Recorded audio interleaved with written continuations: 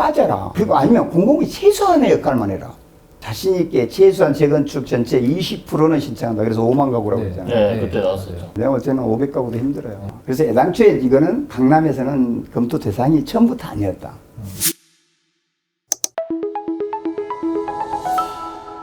공공재건축 관련해서 좀 질문을 드려볼게요. 정부가 뭐 아주 역점 사업으로 추진하고 있는 것 중에 하나인데 공공 재개발과는 달리 또 재건축은 그렇게 인기가 없다고 지금 언론에서도 이렇게 나오고 있거든요. 예. 좀 인기가 없는 이유가 어떤 겁니까?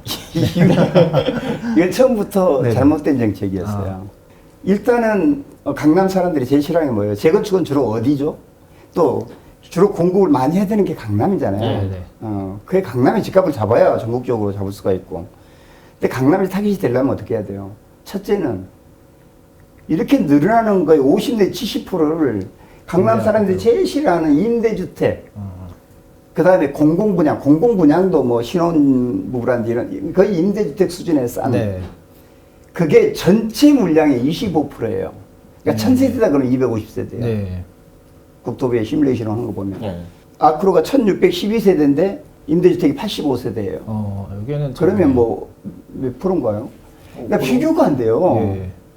이거는 뭐 임대단지인지 일반 분양단지인지 살아가는 과정 중에서도 하나가 숫자가 일반적으로 많으면 사실은 섞여요. 아크로 같은 경우는 티도 안 나요. 네.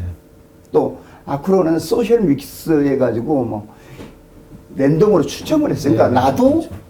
어디가 이제는 임대고 조합원이고 일반인지 나도 몰라요. 그리고 뭐 어찌됐든 그런데 지금은 25%면 이걸 완전히 담장을 쳐서 따로 해주도 그렇고 소셜 믹스로 섞지도 못하고 강남 사람들이 제일 싫어하는 그걸 25%를 넣어주는 게 이게 아주 결정적인 거고 또 하나는 지금 300%도 사실은 단지 안에 들어가면 다닥닥 붙어 있는 네. 느낌이 들잖아요. 그런데 500%라 하면 거의 준상업지에 준하는 네. 뭐 타워필스가 한 800%이긴 하지만 사업필스하고 일반 아파트하고 중간 정도.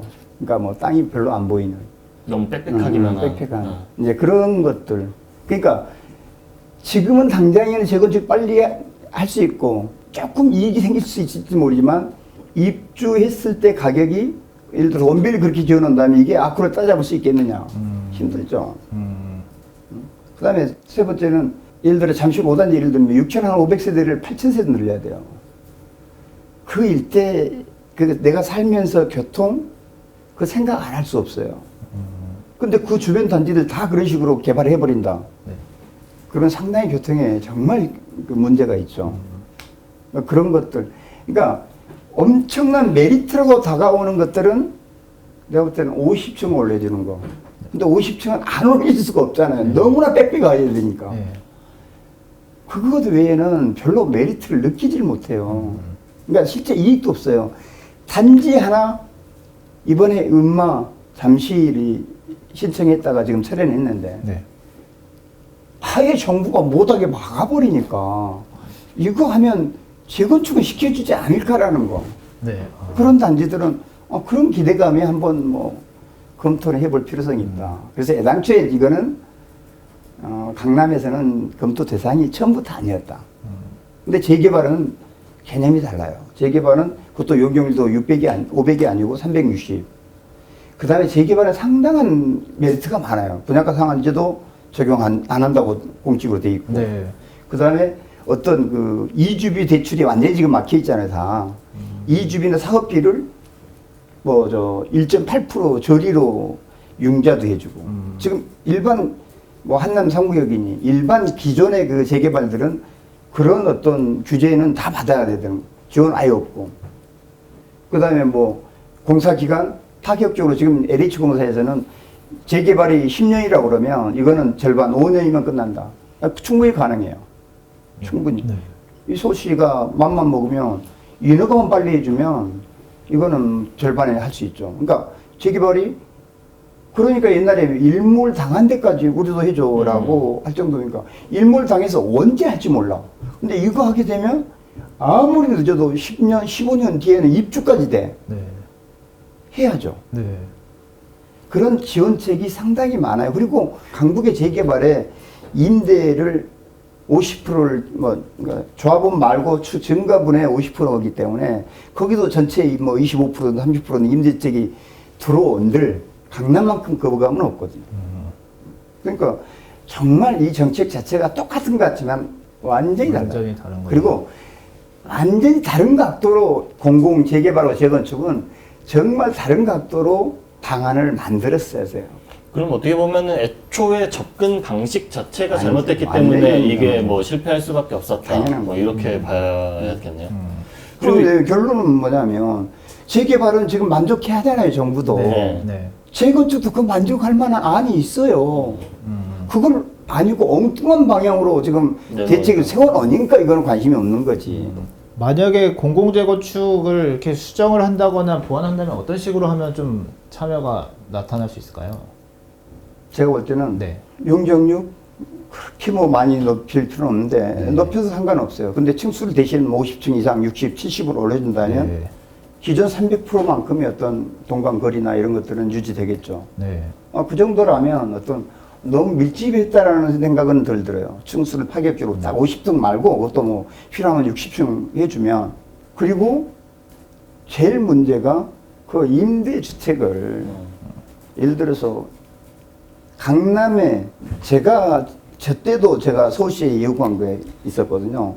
야, 85세대를 임대주택을 1억 2천에 가지고 가는데 1억 2천에 가지고 가는데 말이 그래요. 예. 1억 2천에 가지고 가서 우리는 11억, 12억에 분양할 때예요. 네. 10분의 1 가격에 서울시가 가지고 가. SH공사가. 그래 놓고 이거를 6억 7,500에 또 분양, 이제 임대를 줘. 6억 7,500짜리 임대가 이게 정부에 생각하는 임대 세입자가 맞느냐. 맞나요? 이건 강남에 부자들이나 들어온 거 아니냐. 네. 그러면 실제 임대의 어떤 본연의 목적도 나는 달성 못 한다. 그럴 바에는 우리가 11억에 팔아서 85세는 850억, 900억이잖아요. 내가 900억 돈 줄게. 임대 빼고. 네. 돈을 줄 900억이면 다른, 예를 들어서 뭐, 이 세곡동 이런데, 임대주택. 거기 뭐야, 좀 풀어서 임대주택 지면 85가 아니고 850세도 짓는 거 아니냐. 응? 그러니까 내가 볼 때는 그 임대주택 비율을 파격적으로 낮추고 현금으로 하든지 분양도 어느 정도 이 조합원들 수준에 좀 근접한 공공 분양 그런 정도로 그러니까 기부 체납 방식을 좀 바꾸고 그 다음에 그것도 50 내지 70은 너무 과하다. 재개발은 딱 50이라고 해놓고 네. 그리고 국토부가 발표할 때 실제 이익 나는 거에 90%를 해소하겠다. 어. 그거를 담보하기 위해서 사실은 공공이 시행을 하겠다는 거예요. 네. 왜냐하면 조합한테 맡겨놓으면 이것들이 속일 것 같아. 공사비서 속이고 뭐고 해서 90% 해소가 안 될 것 같아. 이 발상이 난 대단히 잘못된 발상이다. 90%를 해소하면 누가 해요 이거를. 이익을 50%를 줘도 90%를 줘도 지금 안 할 판인데. 네. 그래서 그 기부채납률을 50에 70이 아니라 맥시멈 50을 하고 그것도 임대주택을 최소화하고 뭐 현금으로 하든 다른 방법으로 기부채납을 줄이고 또 하나 강남 조합들이 가장 싫어하는 게 뭐냐 LH공사, HC공사 이거 간판 달면 완전히 이게 뭐 강남에 무슨 서민 아파트 아니냐 아주 이게 뿌리 깊게 박혀 있어요. 그러니까 고급화랑 고급 주거 단지에 대한 그게 있는데 완전히 반대되는. 그러니까 공공 빠져라. 난 그리고 아니면 공공이 최소한의 역할만 해라. 공동 시행을 하되 공동 시행을 해라. 네. 그리고 조합이 주도적으로 대부분 그 주민들은 조합장이나 조합 자체적으로 끌고 가기를 원해요. 그리고 얘네들은 관리 감독하는. 그러니까 공공의 어떤 개입하는 것들을 최소화시켜야 그나마 조합장이나 추진위원장들이 좀 관심을 갖는다. 그래서 공공의 역할을 좀 줄일 필요성이 있고, 그 다음에 이제 아까 이게 뭐 초과이익 환수제라든지, 분양가 상한제라든지, 그 다음에 이주비 대여라든지, 아까 재개발처럼 네. 분양가 상한제 적용하지 말든지, 아니면 약하게 적용하든지, 그 다음에 이주비도 아까 재개발처럼, 공공재개발처럼 좀 지원해 주, 이제는 막 갔는데 그걸 뭐 지원해 준다든지. 그러니까 이런 세 가지, 공공은 좀 역할을 중단하고, 네. 기부채납 방식을 좀 바꾸고, 각종 규제, 네. 규제를 좀 완화해 주고. 혹시 이 정부가 이 공공재건축이라든지 이런 정책들을 짤 때 조합장님 비롯해서 이 현장 전문가들을 초청을 해서 얘기를 들어본다든지 이런 과정은 전혀 없었나요? 내가 볼 때는 했으면 이런 안이 안 나왔겠죠. 음. 그냥 밀실에서 부랴부랴 만드는 안이 아닌가. 사전에 처음에 여기가 뭐라고 그랬어요? 자신 있게 최소한 재건축 전체 20%는 신청한다. 그래서 5만 가구라고 네. 했잖아요. 네, 네, 그때 나왔었죠. 맞아요. 5만 가구. 5만 가구가 아니고 내가 볼 때는 500가구도 힘들어요. 그러니까 이건 처음부터 잘못 만들어진 정책인 거죠. 그거를 지금 인정해서 실제로 LH에서는 상당히 어떤 그 내부적으로 수정 작업이 들어가고 이거를 계속 국토부 서울시하고 협의를 하고 있어요. 예를 들어서 음마라든지 잠실 5단지는 상징성이 있잖아요. 그리고 어찌됐든 쥐가 신청해 줬잖아요. 이걸 어떻게든 붙잡아야죠. 정말 이게 상징적. 이거를 공공재건축으로 한다고 그런다면 강남의 웬만한 단지들은 다 따라가죠. 워낙 대표 단지들이고 상징이 있으니까. 정말 그런데 워낙 반대하는 여론도 있으니까 아무래도 LH공사는 어떻게든 이걸 붙잡고 싶어서 이런 거 저런 거 저런 거 지금 제가 얘기하는 거 상당 부분을 지금 계속 서울시하고 국토부하고 상의해서 많이 완화하는 쪽으로 지금 진행은 되고 있어요. 그건 뭐 긍정적인 생각입니다. 네.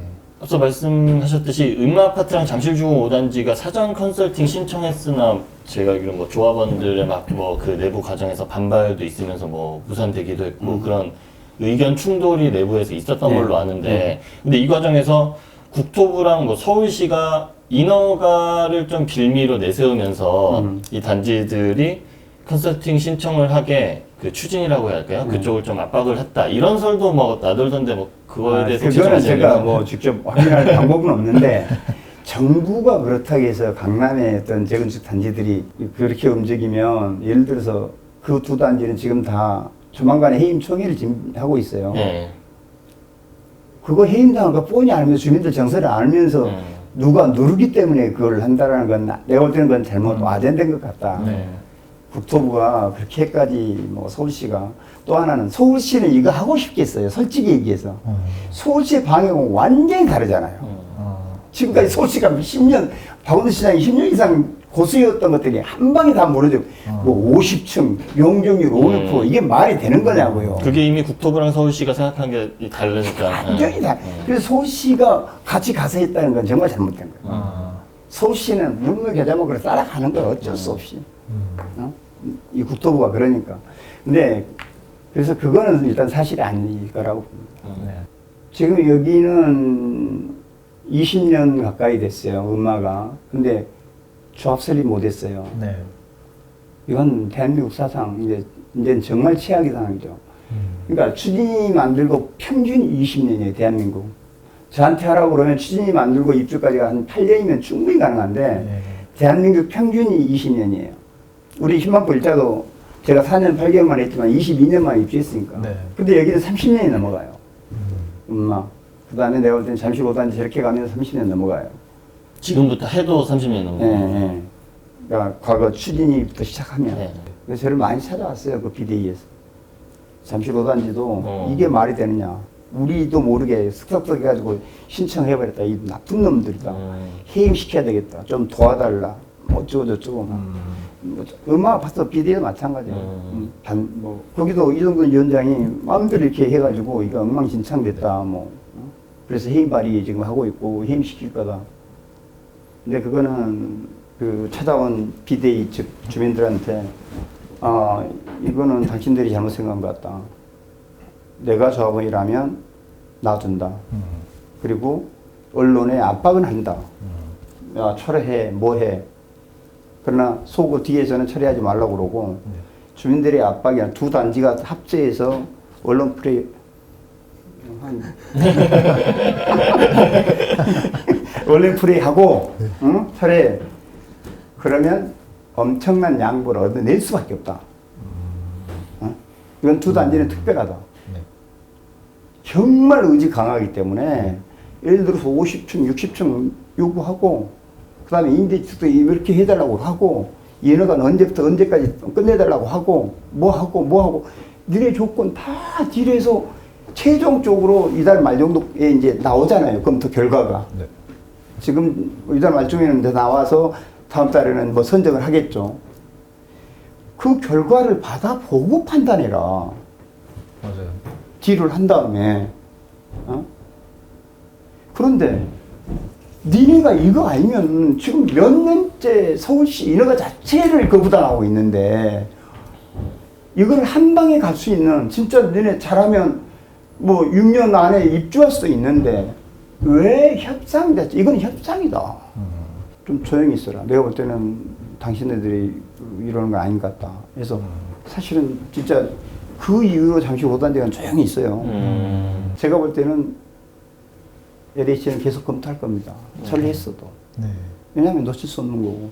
그래서 좀 더 당근을 넣고 저쪽에서 분명히 내가 생각할 때는 철회했지만 내놓을 거예요. 네. 검토 결과 내놓고 너네 한번 봐봐라. 이런 조건이랑 할만하지 않냐라고 그렇게 할 것 같아요. LH가. 거기서 생각보다 인센티브가 더 많이 들어갈 수도 있다 이런 말씀이시죠? 당연하죠. 그리 안 하면 안 되니까. 그리고 만약에 이 두 단지가 한다면 국토부는 오 정말 뭐 지금 실패 정책이라고 그랬는데 네네. 오 괜찮네.